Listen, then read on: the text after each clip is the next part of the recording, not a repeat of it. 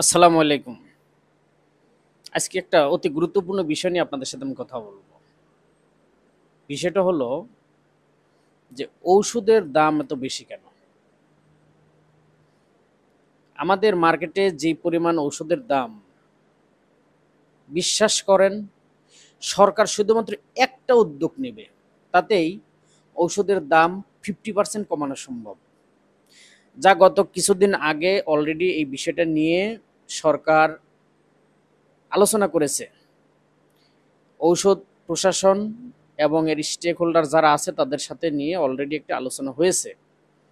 কিন্তু স্বার্থান্বেষী কিছু ডাক্তারই বলবো আমি, তারা ডাক্তার এবং তারা বিভিন্ন পোস্ট ধারণ করতেছে এবং তারা সেই মিটিংয়েও ছিল। তাদের অযৌক্তিক একটা আবদার যে যদি জেনেরিক নাম না দেওয়া হয় বা ব্র্যান্ডের নাম ইউজ না করা হয়, যদি ব্র্যান্ডের নাম ইউজ না করা হয় তাহলে জনগণ ঔষধের জন্য বিভ্রান্ত হবে।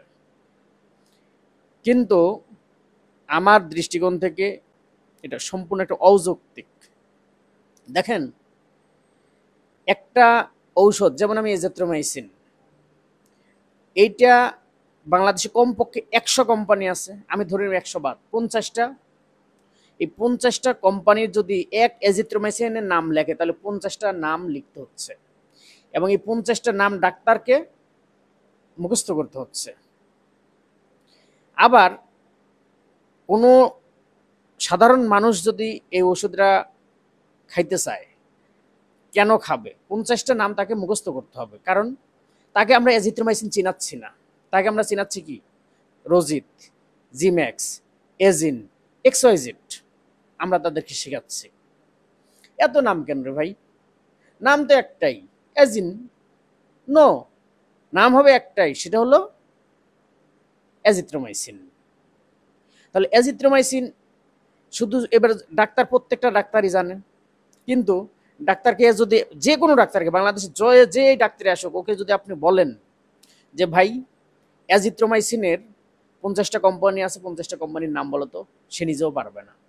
তাহলে ডাক্তারকে কোম্পানির নাম মুখস্থ রাখাইতে হইলে কোম্পানির তরফ থেকে গিফট দিতে বাধ্য কোম্পানি।